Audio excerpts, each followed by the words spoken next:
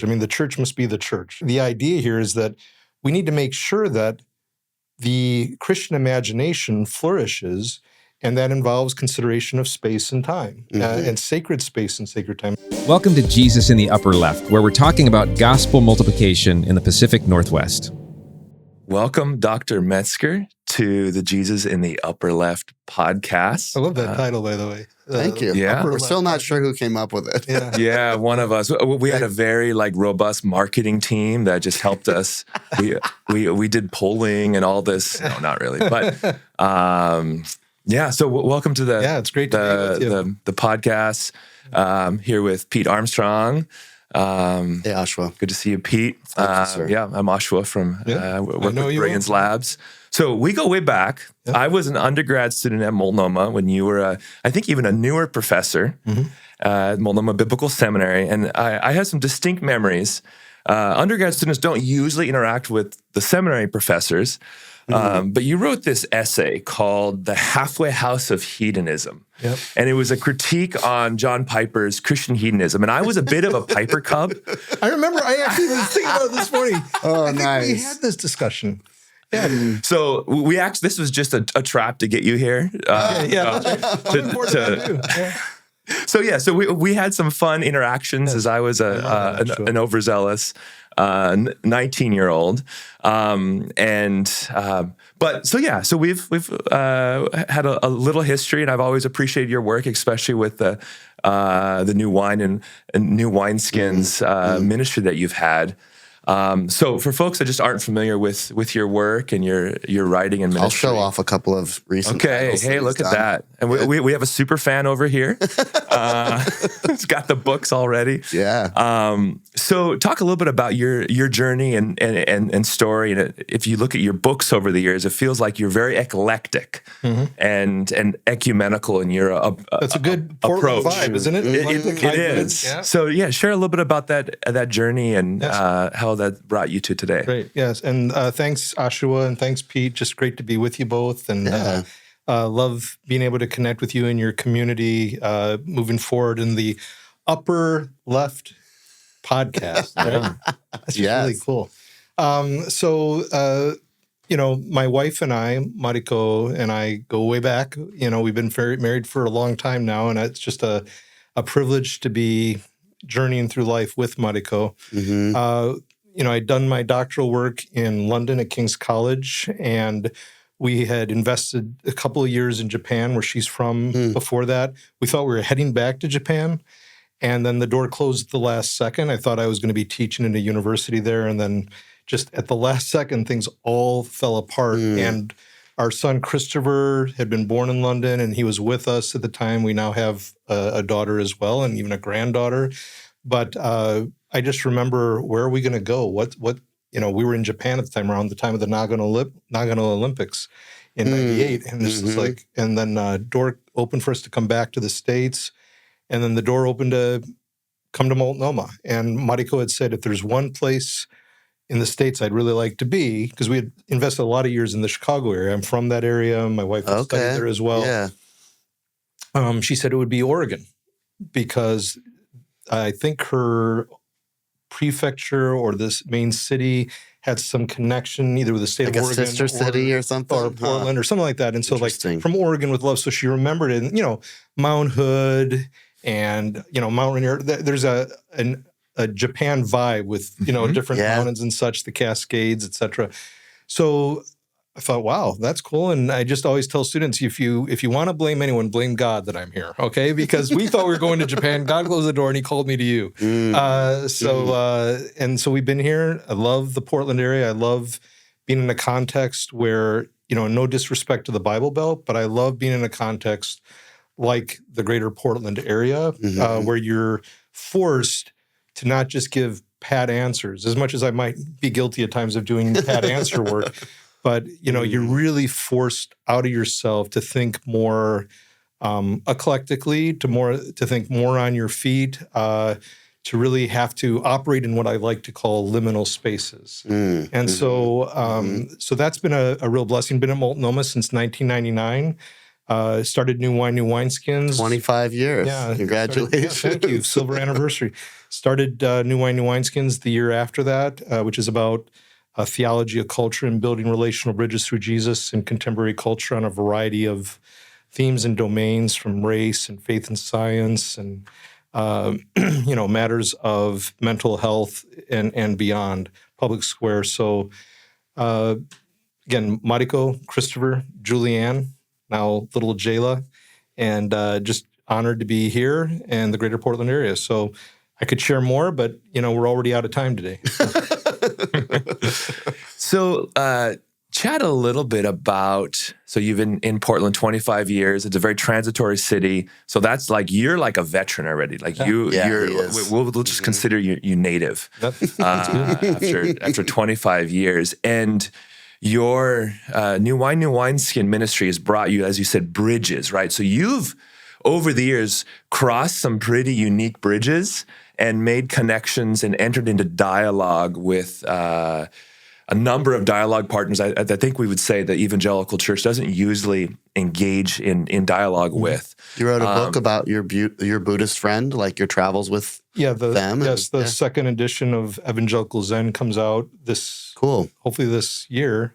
Cool. It's just in the final stages right now, but with the Zen Buddhist priest Abbot Kyogen Carlson, who was one of my dearest friends. He passed away of a massive heart attack several years ago. So the second edition, though, is coming out. Yeah. Wow. Yeah, so that's a great example of that bridge building. What would you say to a prospective church planter or someone outside of Portland or someone new to Portland trying to understand this context?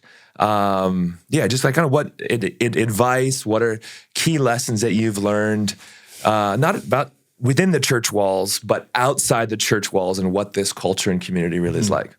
That's a great question. And, one thing I like to say, and it comes from one of my favorite movies, The Wizard of Oz, is, Toto, we're not in Kansas anymore. And, I think if one has been a part of a church context where there are more of the trappings, and there's nothing wrong with that. I'm not dismissing or demeaning. So even the use of Wizard of Oz, I don't mean that in any kind of, dismissive sense, but more just contextual sense. It's really, one doesn't have a lot of the cards in the card deck to play. Yeah. In Portland, as a friend of mine said, in Portland, we don't have a great hand of cards to play. I mean, it actually causes us to rely more, I hope, on Christ, and one another, and then also to always be looking for people of peace in our communities, because God is at work before we even show up. I'm quite confident of that. So, I'd make reference to that Wizard of Oz line, which I just love. We're not in Kansas anymore. I just think that there's always that need to be willing and desirous of learning to navigate and dance on one foot. And I feel like my only anointed moments, if I've had them, have been when I'm forced to get off both feet, so to speak, and have to operate more in that liminal context. And so I think with that, I would say learning to listen well, and I have a long way to go on that, but learning to listen well. As some leaders, evangelical leaders whom I respected, were concerned about some of the work I would do with people beyond the Christian context. Like, why are you giving space to them to share here with these new wine conferences? And I said, well, why would they listen to us if we're not willing to listen to them? And, also, just simply wanting to listen to them. It's not even just like so that we get the chance. It's really that we really value them. Yeah. And, that we're curious. Yes, curious. And it's hopefully an inquisitive orientation, not an inquisitional orientation. Yeah. And I feel like when one operates from that posture, doors do open. Not if it's bait and switch where it's like, I'm only listening in order to, but really curious, inquisitive. So I think those are important aspects. I think the posture is all important. And, and one of our former presidents, Dr. Joel Aldrich, wrote that really classic book that was edgy in the time, but it was prophetic. Lifestyle evangelism. Lifestyle evangelism. And he quotes Floyd McClung, who said, from YWAM, who said, people don't care how much you know until they know how much you care. And I try to keep that in mind. because, as much as intellectual intelligence is important, I think even more so important is emotional intelligence. Yeah. And, that's something I would say just to myself, and if it's of any benefit to pastoral leaders coming to Portland, great. Yeah, now you reference a person of peace, right? So from Luke 10, go out 2 by 2, find that man of peace, that person of peace that will show you hospitality. In your bridge building, where's been one of the most surprising places that you've found a person of peace? Oh, okay. These are great questions. In our family journey, and I won't mention the name to protect the person's individuality, so to speak, because they haven't given me the permission to share. But one person in particular stands out to me as you asked that question. I could list many, but the one that really comes to mind is someone from the very far left of the Christian spectrum. Would consider itself, their tradition would consider themselves part of the left side of Protestantism, but very much further than mainline Protestant liberalism. And so my first interactions with this leader were really intense and extremely intense. And some of my best friendships have come from what were initially really hard conversations and just to press in. And I had invited this person to speak at a new wine conference, and the person asked me some, questions that were really, I think they would admit, more cornering, type questions, and thought of me as a religious bigot for my evangelical convictions with the answers I was giving.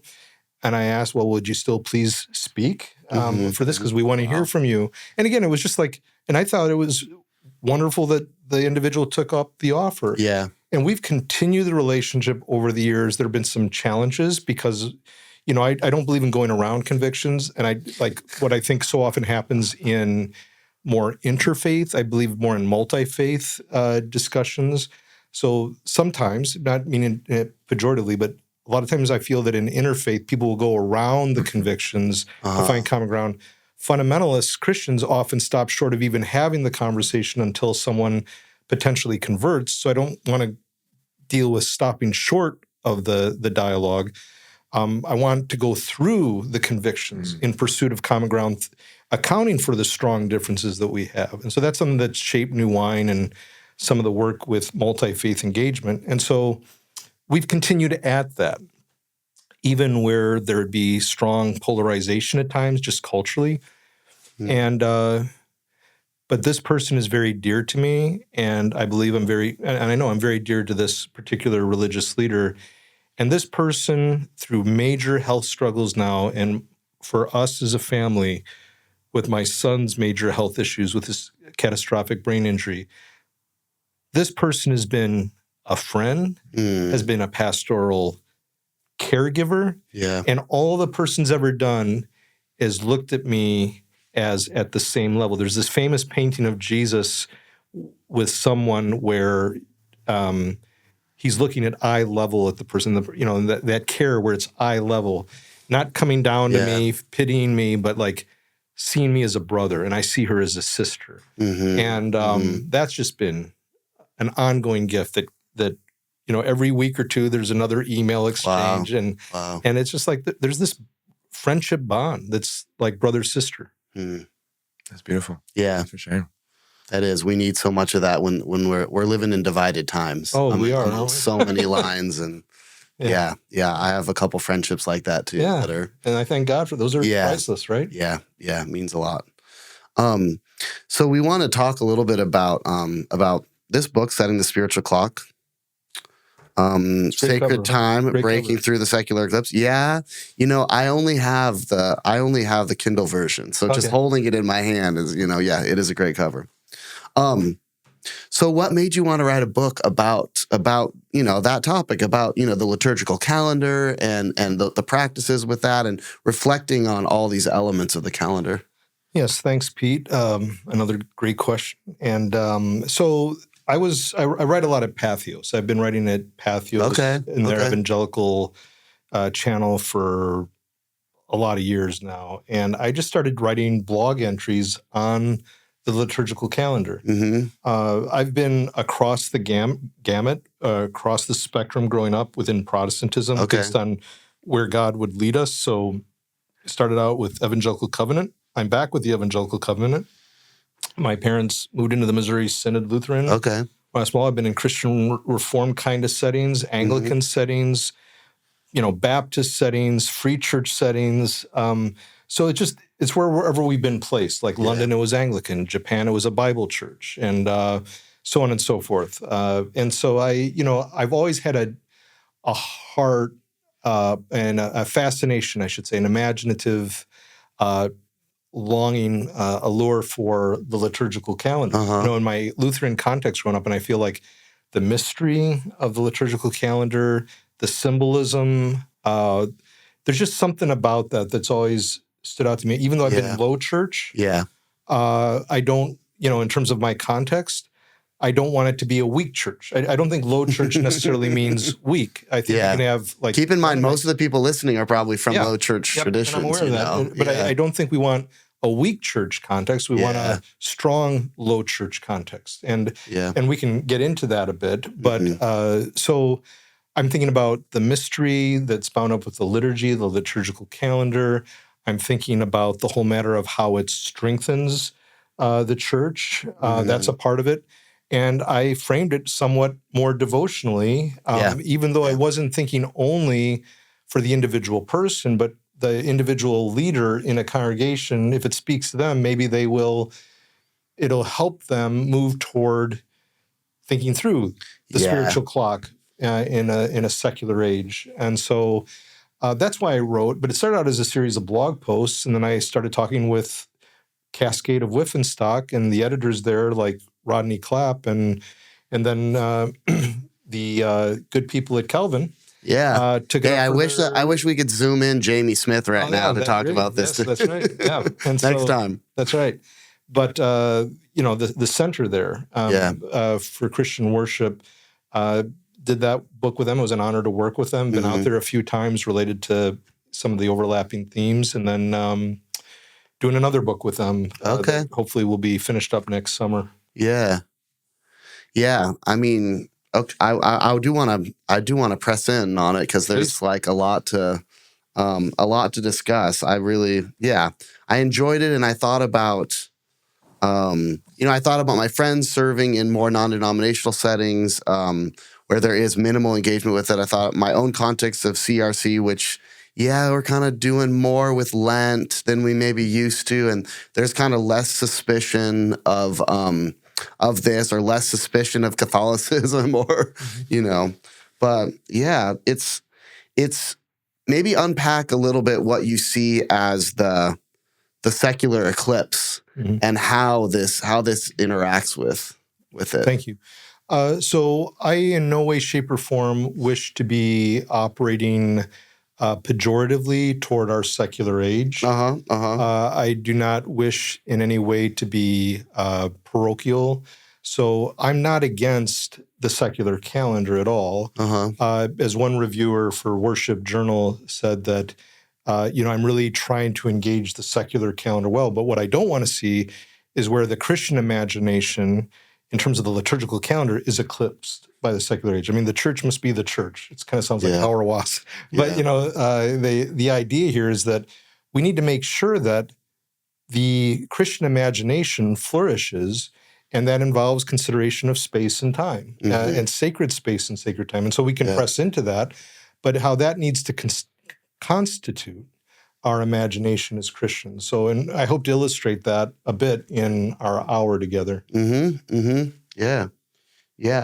So, maybe we could talk about cultural Christmas versus Advent fulfillment, because, I know my worship planners are coming to me, what are we doing this year for December? And I'm just going to preach through Luke. Like, I actually preached on Christmas last Sunday, and it was great. A couple people who have been believers a long time were like, to look at Luke 2 in October was refreshing for me. So I mean, it's like the shopping mall, right? They're exactly already playing the Christmas music in October. Well, yeah, I know that's what people are saying too. I was seeing it in September, maybe even August in one context. I couldn't believe it. But yeah, so that's wonderful that you're doing. Yeah, it already. I heard Christmas music in July at Dick's Sporting Goods, but that's because the machine was broken. So it's literally the guys are like, yeah, we don't know how to change it. Like I'm like, okay, well, I like Stevie Wonder Christmas. Like I'm down with that.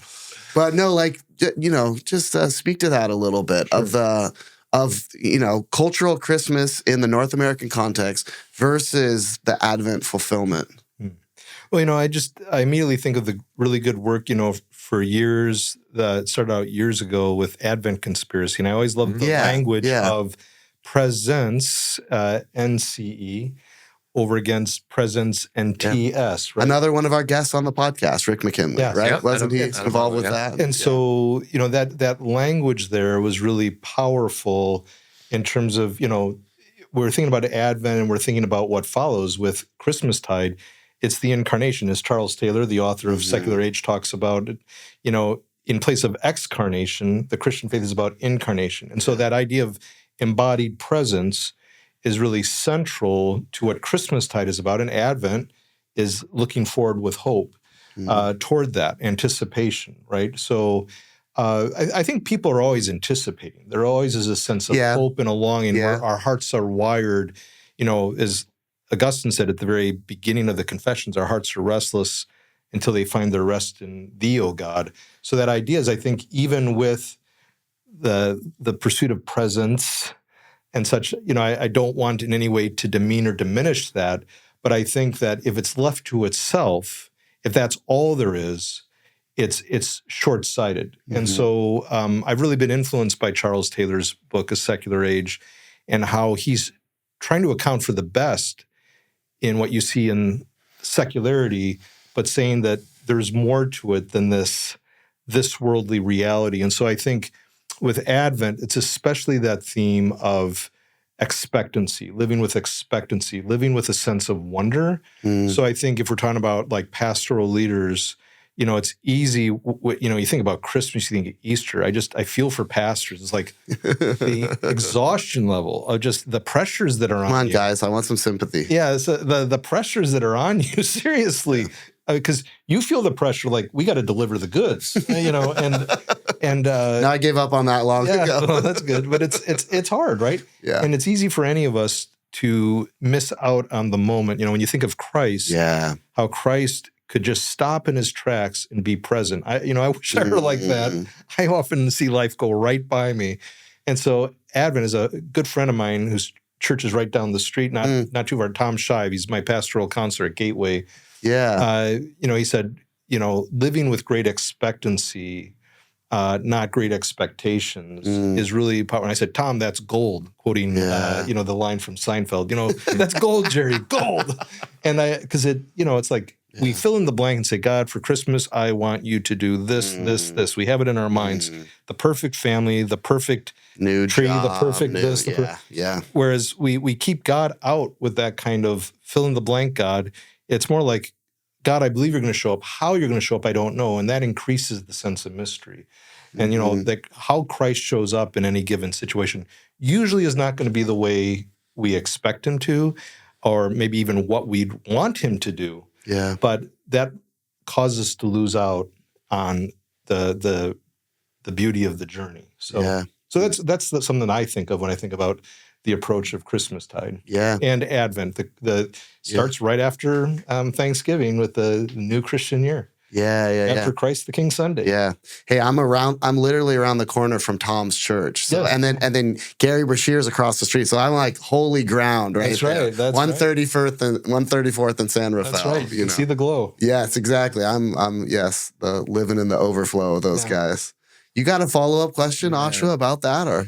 Well, just to kind of play the low church advocate a bit, or maybe even just kind of like we get into our traditions and we just kind of do our thing. Like with the most basic evangelical low church, I would say the liturgy is right. We have Christmas and Easter, and then the Sunday morning is is fast song to let people know it's time to come in, and then slow song to be meditative, fast song to get them ready, and then maybe at the end a fast song to send them out, and the sermon in the middle, right? And that's kind of the extent of That's the liturgy. Liturgical practice. And at my church, at Trinity Church of Portland, it's very within the service liturgical for a Baptistic church. Do right? you confess your sins every week? We do. We have Do you? confession and a declaration of pardon. We do a call of worship. We do a pastoral prayer. We sing the doxology. We recite the Apostles' Creed. We do, dude. We're out there, right? Whoa, right. That's great.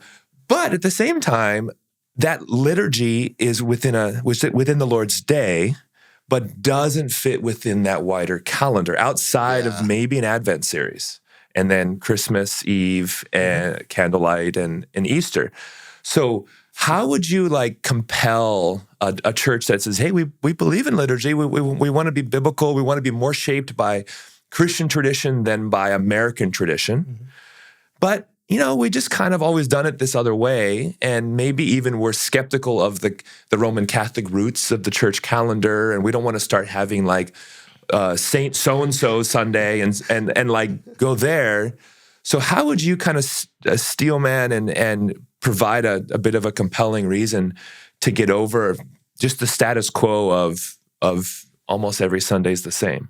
Yeah, you all have $1 million questions here. It's a blessing and an honor to dialogue with you both. So, first off, I'd want to say Jesus is very liturgical. If you study the Gospels, I mean, the dedication of Christ. That was his parents were bound up with the Jewish festivals, customs, the Jewish law. He's to be dedicated at a certain time, circumcised, dedicated. 12 years of age. What's he in Jerusalem for? Yeah. It's one of the festivals. John's Gospel. I've written a book on John's Gospel. And, besides, in addition to the relationship with the Father, which is so strong, just how Jesus is engaging the various festivals. The Passover, for example. So Jesus is a very liturgical being. Now we're talking about the Jewish festivals, but Pentecost.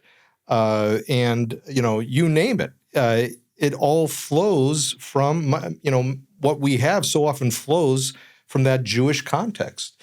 So Jesus is really our forerunner, and the fountainhead for being liturgical Christians, I believe.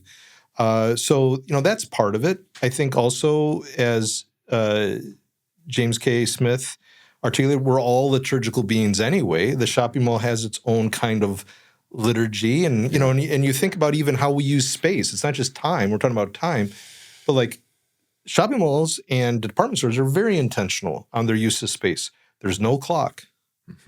There's mirrors. There's no iconography, but there's mirrors, right? And it's to focus on you. The icons, and not to be worshipped, but we're often meant as windows through which to pass.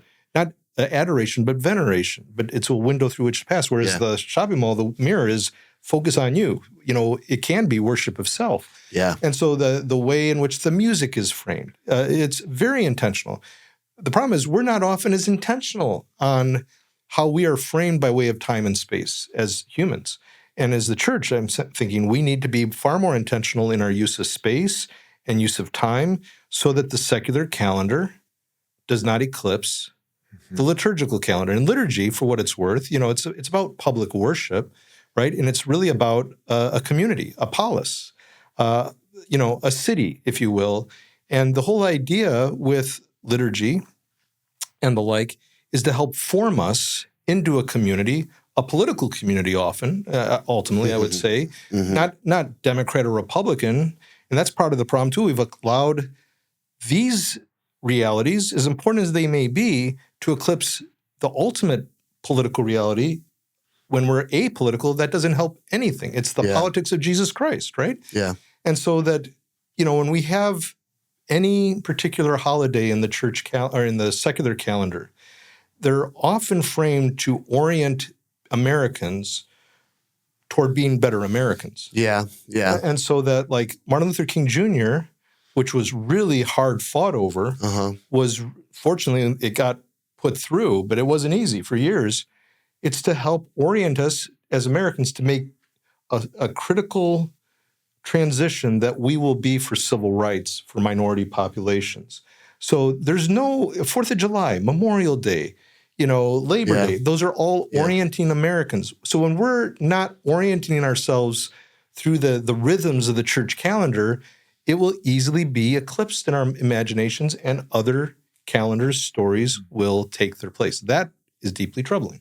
Mm-hmm. Yeah. And it strikes me, so Jamie Smith's great book, You Are What You Love, where he talks about how the embodiment of habits and rituals and liturgies actually shape us and form us. Mm-hmm. And he talks about it on the arc of the Eucharist and a Sunday service, but realizing that also has a wider arc of the church calendar and the different emotional kind of ups and downs of that calendar.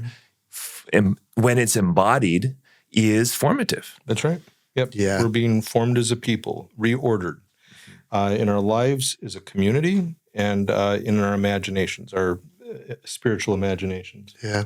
Yeah. So if, a couple weeks after this comes out, we have the holiday of Thanksgiving. In Canada, it's probably next week, actually. In our country, it's the end of November. This is the only church that I've served, in 25 years of ministry, we have a worship service on Thanksgiving morning at 10 o'clock. And it's certainly changed like my family's traditions around that of like, and it is strange because it's a civic holiday, but it's so connected to, all of our faith is like gratitude and thanksgiving and thankfulness. And so why wouldn't we? But it's so now it's become part of the rhythm of that day for me of like, we show up here at 10 o'clock. We have this worship service. I actually read what the president has written. And, so sometimes, because the president always makes a declaration of Thanksgiving. And he pardons the turkey, right? That part doesn't come in. But there's always something in there. But it's always really interesting because it's not offensive. It's it's very culturally American. And then we sing songs of Thanksgiving, we preach, then we go home and we have a meal with our community, with our friends, with our family. Yes, and one thing I would say too, if it's okay at this juncture, to add something. Yeah. Where I think we can see this playing out really poorly at Christmas is when if Christmas falls on a Sunday, it has been the custom for churches not to meet at times. And that, to me, is deeply troubling, disturbing. Mainline Protestants, I don't think generally do stop, nor Catholics nor Orthodox, because they're more liturgically framed.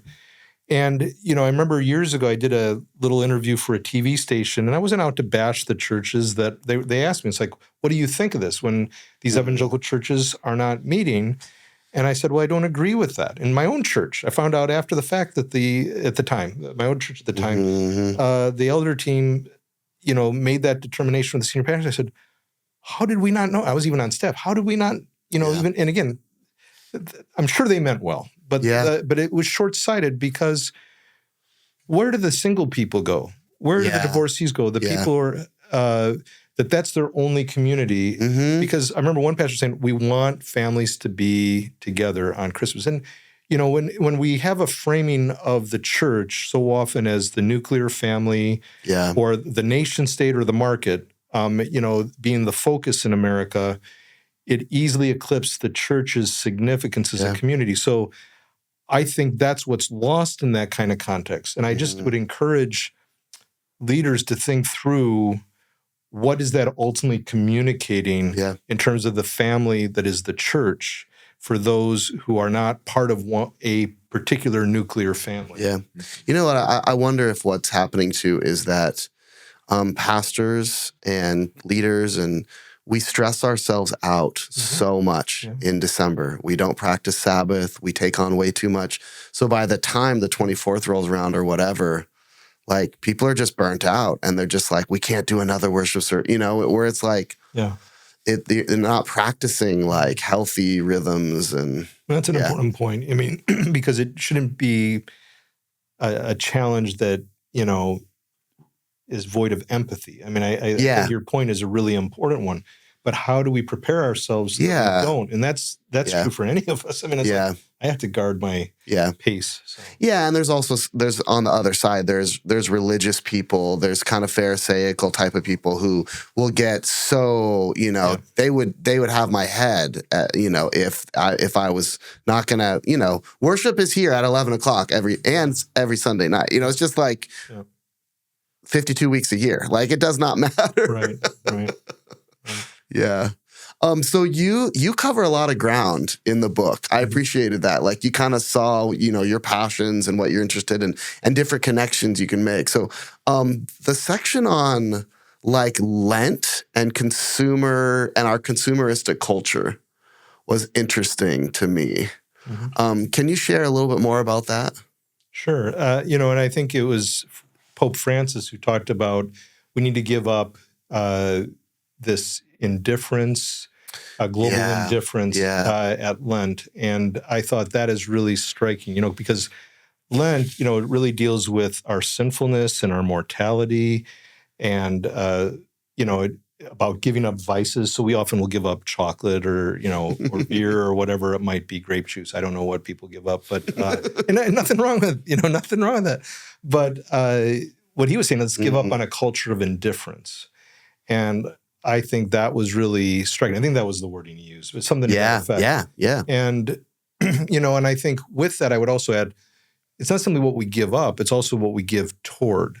So at Lent, when we give up something, it's also a matter of giving towards someone. And I think with that, like, also, what are we gaining at Lent? So I was thinking about that, like, we gain Christ. I think of Paul, it wasn't a funeral dirge for him in suffering with Christ. It's, I want to know Christ and the power of his resurrection and the fellowship of sharing in his sufferings, becoming like him in his death, so as somehow to attain to the resurrection from the dead. So, you meet people in who've come out of war together, their bond for life often can be huge. When you think about a married couple, what my wife and I have gone through the last 4 years, about 4 years with our son, by the grace of God, it hasn't pulled us apart. Yeah. We're closer together, but we've gone through more suffering. And there's it's not that you worship the suffering. It's not that you rejoice because you're suffering. You rejoice in being with the one you love in the midst of suffering. Yeah. And so to be united to Christ, we can't get to the resurrection apart from the cross. And it's through that our bond with Christ grows all the more. Yeah. So I think with Lent, it's not simply about an imagination of giving up. It's also what do we gain or who do we gain more of in the midst of that. So, I mean, that's part of it to me with Lent. It's that. And then when I think about some of the things I mentioned, of course, there's Ash Wednesday. And I love the story about your daughter. It's delighted. Yeah. Last week. Your Facebook picture even has. Oh, yeah. But my daughter was like, when are we going back to church to get the ash on our forehead? Yeah. Like, she's 5.5. She's, I'm like, oh, it's not for another 6 months or so. But it was like out of the clear blue, like, wow, that made an impression. Yeah. On a preschool age. Yes, it's beautiful. And that stays with her. That stays with her. And it shapes her. I keep coming back to her spiritual imagination, which is part of the whole of her imagination. Yeah. So I think, with Lent, which is really 40 days, 40 days of purpose. But it really starts, in the Christian imagination with Jesus's wilderness experience where the Spirit leads him out to be tempted by the devil.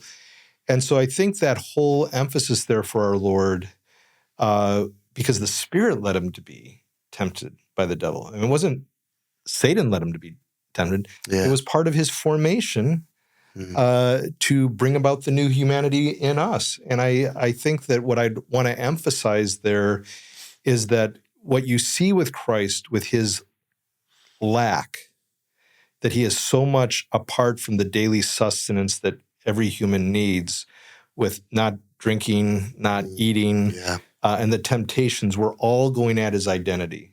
They were all attacking his identity. Such a huge issue today. Yes. Oh, and I think, I think it was Tim Keller who said, we're always in search of our identity, but we have that in Christ. And, what you see in Christ is that he was so secure, which I long for myself, but he was so secure in his Father's affirmation, because he goes right from the baptism with John, like, this is my beloved Son in whom I'm well pleased, to the temptation. So he's immune to the attacks, which are all about, if you are the Son of God, if you are the Son of God, hey, if you want to be great, do this. And it's like, he's willing to lay it down. In fact, he doesn't feel like he's losing out at all. That would be the loss. And he's just so, as my colleague and friend, Dr. Ron Frost would say, he's immune to those tactics. He's immune to those tactics from the enemy. And I think for me with Lent, if I can get to that point, really thinking about that lacking is all an opportunity. The obstacles are an opportunity for real growth. I say at my son's bedside every once in a while, Christopher, we're not going to waste this suffering, because that would be a real waste. How do we grow through this? And again, I hope that, he can understand. He's minimally conscious, but, you just never know quite what might get through at a given time. Yeah. But we're not going to waste this suffering. And that loss, that lack is really for the ultimate gain with Christ. And I think that's what Lent in part does. And also, I think the issue of, as Sun Chan Ra and before him, Brueggemann talked about with the culture of celebration, I think when we don't celebrate Lent, when we don't, you mentioned before we started Ahshuwah about the Psalms. And what is it, 40% of the Psalms are lament psalms? Yeah. And so Lent, we think, oh, it's some Catholic ritual. Well, just because it's Catholic, I mean, good grief. Luther was a Catholic. He never meant to leave Catholicism. And Protestant Reformation is about reforming for the whole church, for the sake of the whole church. Yeah. But all I would add is that for, that theme of celebration so often without lament, it leads me to depression in church service time, because I'm thinking I don't have this celebratory life with what's happened to us as a family.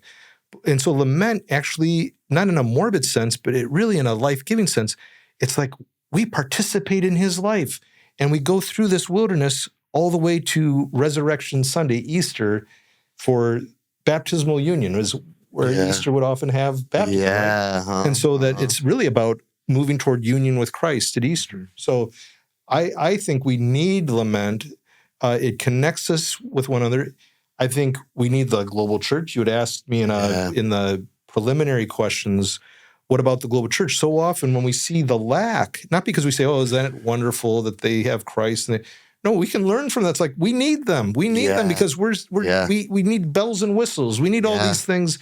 They have so little, but yet they have so much more at times. I have a student from India right now. He is slugging it away redemptively in a really tough context. And I go, he speaks to me, and he's had major loss in his family life. He and his wife, major loss. And I go, he's a saint to me. And I mean, and it's through the lament, I see a great Christian. I've never met a great Christian who hasn't gone through great suffering. It doesn't happen, and it doesn't mean that if you go through suffering, you're going to be great. But it's like, no, how do we, as Dr. John Perkins once said to a group of new wine leaders, be creative in your suffering? And that man has been a true model of that for Christ. So I hope that's it's beautiful. I had the opportunity to go to Kenya in March of this year, and then I've been meeting with a pastor down there every Monday morning at 9:00, Monday night for him, and we go through the scriptures together for an hour, and we pray together. And it's like one of my favorite parts of the week is just to pray with him and just kind of check in. He's there in Kenya. Yeah, he's in Nairobi, but he also does ministry in the village that he came from, and then he goes and checks on his banana farm out in the village, because that's how he's funding his ministry. And he's a bishop in Nairobi, oversees like 7 churches, and and Ahshuwah just got back from Korea for the conference. Oh yeah, Dr. Fancher was there too. I don't know if you saw we were 2 tables away from each other. Awesome. In a room of 5,000. Oh my gosh, that is awesome. Yeah, we got to do a podcast about that experience because just the stories I'm hearing. Yeah, that would have been phenomenal. It was beautiful to gather with upwards of 200 nations and believers from all around. We're a global church. Foretaste. Part of that. Yeah, and so we like even with the church calendar, when we are celebrating, we're connected with like when we ever celebrate, even coming together on Sunday. That's part of the Orthodox, church Catholic, Protestant. Right. Even coming together and worship on a Sunday, that's liturgical. That's the Lord's Day. It's liturgical, and that we are worshiping with people throughout the world, different time zones, but there's something about it. It's not just the church through the ages, it's also with the age, across the age and through the ages. Yeah. So, hey, somebody's going to watch this. They're going to move to Portland and plant a liturgical church from the beginning. They're going to preach the lectionary. It's going to be beautiful. Yeah, and if it's okay to share, since we're talking about Lent, I'm doing teaching a group of seminary students right now, and we're using that book and a couple from Bonhoeffer as well, and Simon Chan's Spiritual Theology. And, I asked Dr. Fancher, who's our academic dean for the Multnomah campus of Jessup University, when she said, I'd like you to teach this class, and I think your journey with Christopher would be really, meaningful to the students, to frame it. And I said, I want to do something, not just go through that, but to think through from the focused area of suffering, trauma, and resilience, how the church calendar can help us work through suffering, trauma, and resilience. So I've taken each of what I take to be the 7 major seasons of the liturgical calendar with that theme in mind in our secular age. And I hope it's been meaningful to them. It's been meaningful to me. But I think of Lent, of course, as the microcosm of dealing with suffering, trauma, resilience. But I just think for churches in Portland, I salute pastors, and I hope we're going to be able to talk about that, about what they're going through, and what would you say with this current context of Portland. I'd like to come to that, if that's okay, at some point. Yeah. Because I just want to get to that with the liturgical calendar a bit more. Yeah. I mean, let's dive into it, Okay. So what... my own journey has been watching my dad the last 18 months, because he was an amazing Christian leader for 50 years, has Alzheimer's, and is not able to preach anymore, and has a lot of cognitive decline. So just watching one of your heroes just fade like that has been heavy. It's amazing in a way, because you feel this heaviness and some sadness. But then I honestly have never felt closer to Christ in the last year. Mm-hmm. And all the things that I have shared with people as they have lost their husbands, wives, all the funerals I've done I realize I believe it. The things that I've been telling people, I do in my time of need, Christ has been has met me in that. That's powerful. So what do you say to what would you say to the 34-year-old Pete Armstrong instead of 44? I mean, what would you say to people that are kind of finding their bearings? I wish I were 44. It's good grief, because you young they're not paying me to be 44. What would I say to pastors? What do you say? Yeah, I had lunch with a guy who's 31. He's a month into his first call, and he's overwhelmed. I'm yeah. Well, I think I had been asked about, for pastors in Portland and missional leaders in Portland before, and to circle back to that, and to pastors more generally in the liturgical calendar's import. I think Portland several years ago, it was much more with a lot of shine, glimmer, and shimmer. And that glow is not quite there. When I look at Portland, I even look at Vancouver now, where down by the waterfront, Vancouver is I'll say to people, it kind of reminds me of where Portland was several years ago. Yeah. And you Portland, again, hear me out, had been seen as and I say had been seen. I mean, maybe I'm wrong. Maybe it is still being seen nationally, but had been seen as a major, this is where I want to go to live type of thing. But with all the damage, the graffiti, just some chaos in different areas. Some of that shimmer and glimmer has gone. Yeah. But what I would want to highlight and affirm, and I'm thinking about the people of Portland generally, and I'm thinking about pastors and churches who remain steady in the midst of it. There's this grit. Yeah. There's this grit, and that there is this glow that really comes through the grit. And I think of Bonhoeffer in Life Together, where he talks about, it's not the celebrity, it's not the personality cult. He said, in the pastoral epistles, what you find is none of that. The personality, the gifting, the charismatic gifting of a leader. It's did the elder, the pastor, faithfully discharge the duties of their ministry. So a shout out, a salute to pastoral leaders for thank you for your steadiness and your faithfulness, for your grittiness, your resilience. That to me is where the liturgical calendar can also be of benefit because, it continues to call us to say there is a higher purpose. And, I hear language at times in Portland, and it grieves me, to be honest with you, about the significant church, the significant leader. That is so what Paul was challenging in 1 Corinthians 1 and elsewhere. And every pastor is significant. Every church is significant. You know why? Because Christ, the Totus Christus, is present in every church. So it's nothing about well-known. It's nothing about big. I say, praise God, I'm for all. But every leader, every church, when we faithfully serve Christ, well done. And that's the point. That should be the emphasis. And knowing that we have this great shepherd, as Peter said in 1 Peter 5, and when the great shepherd appears, chief shepherd appears. So it is overwhelming. But what we need, and the liturgical calendar can help us in this regard, I think. It's not that it's a good luck charm. It's not like it's just like, if we just do it, it's like a talisman or whatever. No, it's the ordering our lives in this way. It helps us to see that, as Bonhoeffer supposedly said, even at the time when the Nazis came, he had just led in devotions. And the Nazi guards came and said, Prisoner Bonhoeffer, come with us. And he knew this was the end. But he turned and said to them, it's in one of the forwards to the letters and papers, today is the end, but it is only the beginning. And I think for a pastor to always keep that transformative eschatological hope and bring it to bear day in, day out. And the liturgical calendar is moving us toward Christ the King Sunday, the last Sunday in the midst of the secular creep of infringement on that sacred imagination. That helps energize us to go for broke daily. It's a marathon race, not a sprint. So let's end on something just really practical.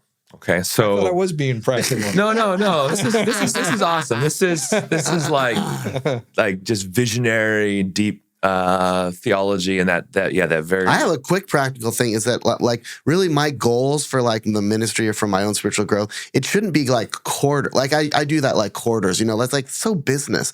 Why not tie them to the calendar? Like that's one thing that I'm going to try to be like this Lent. What are my sort of goals for myself? Yeah, that's cool. Yeah, that's good. Yeah, and in practical, I mean like next steps and getting started for us low church evangelicals. So like for my family.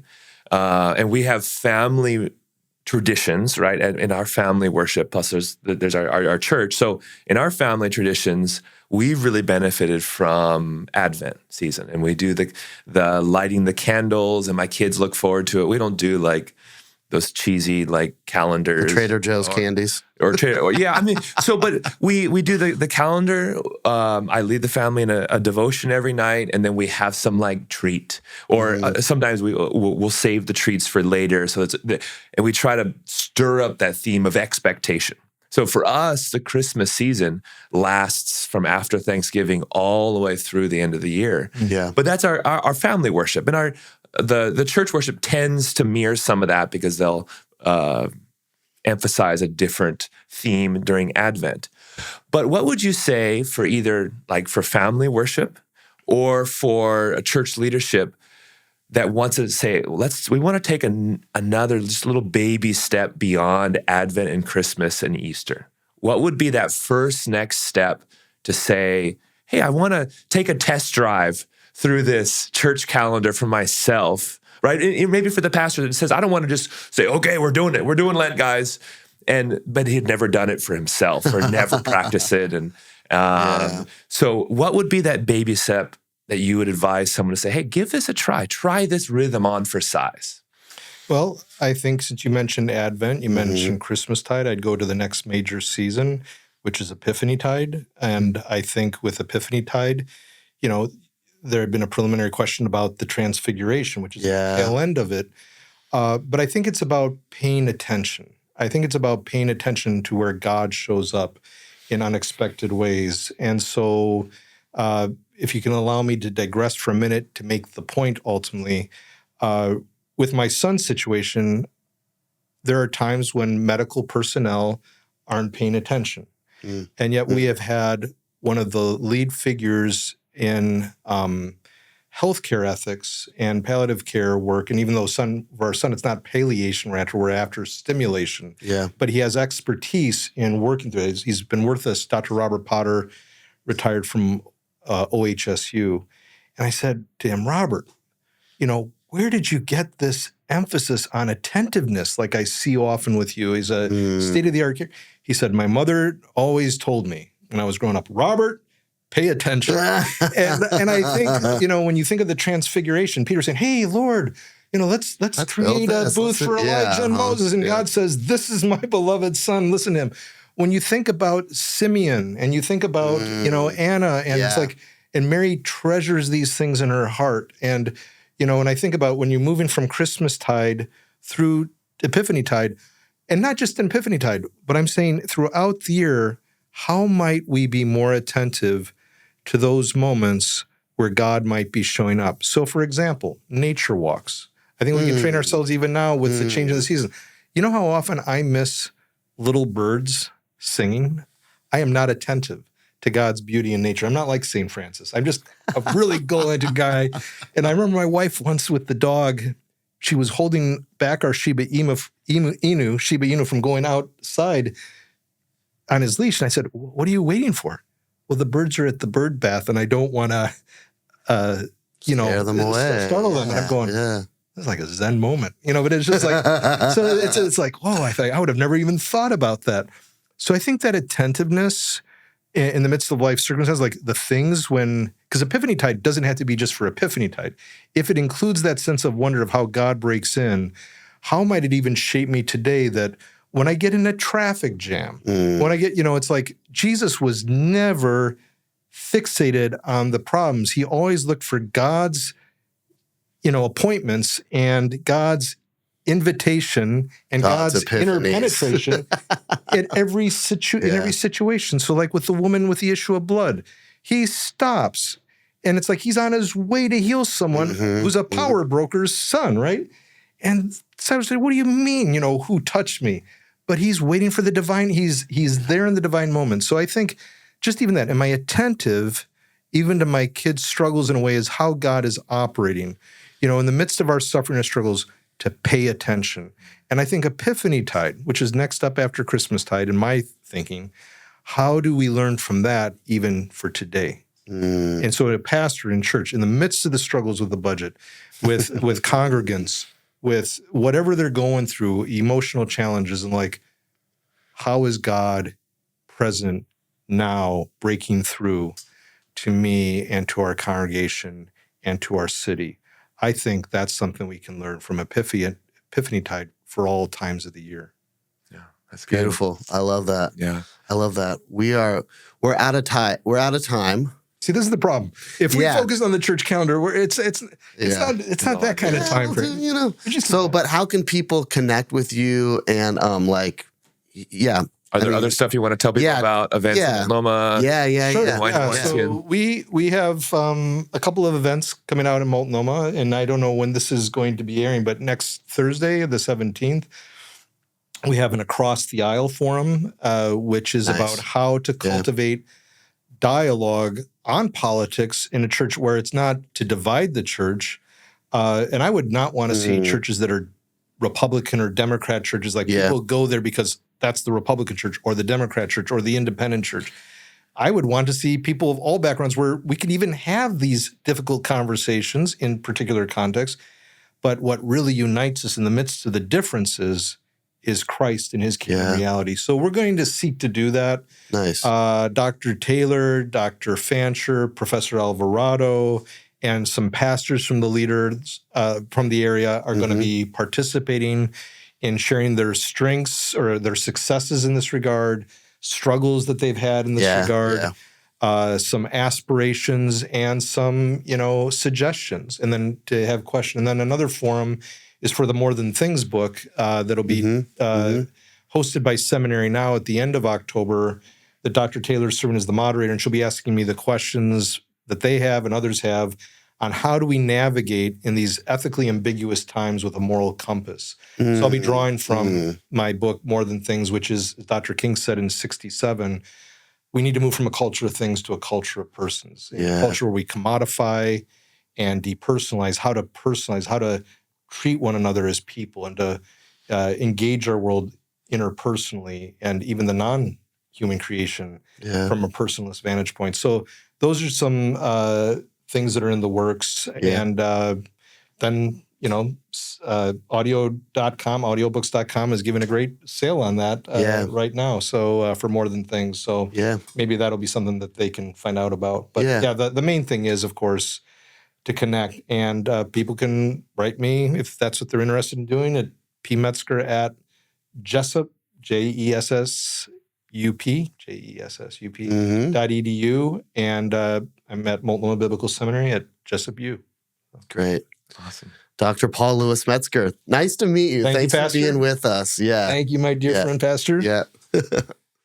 Thanks so much for joining us for this episode of Jesus in the Upper Left. We want to ask you a quick favor. Would you please subscribe so you don't miss a single episode, and share with those that are in your life that might benefit from the content. Hit the notifications button, rate and review, of course, and then head on over to upperleftshow.com where you can find bonus content, opportunities to connect with those around the city that are doing similar work as you, resources to help you, and just a way to connect to the community. We hope to see you again next time.